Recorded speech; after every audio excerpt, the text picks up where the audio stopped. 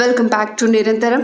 యుద్ధం ఒకవైపు, శాంతి ఒప్పందం మరొక వైపు. కానీ ఇది నిజంగా శాంతికే దారితీస్తుందా, లేదా ఇది మరో పెద్ద యుద్ధానికి ముందు మాట?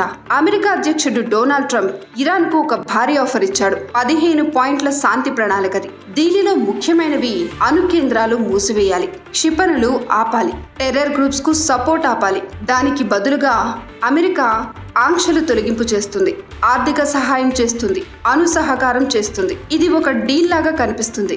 కానీ ఇరాన్ ఇచ్చిన సమాధానం ప్రపంచాన్ని షాక్ కి గురిచేసింది. ఇరాన్ సమాధానం ఏంటంటే, యుఎస్ బేస్లు మూసేయాలి, హర్మూజ్ మా కంట్రోల్లో ఉండాలి, యుద్ధ నష్టం చెల్లించాలి. ఇది ఒప్పందం కాదు, ఇది డిమాండ్ అని చెప్పింది. అందుకే యుద్ధం ఆగలేదు, దాడులు కొనసాగుతున్నాయి, సైన్యం పెరుగుతోంది. ఇది చూస్తే శాంతి కేవలం మాటల్లో మాత్రమే ఉంది. ఇప్పుడు అసలు గేమ్ చేంజర్ చైనా.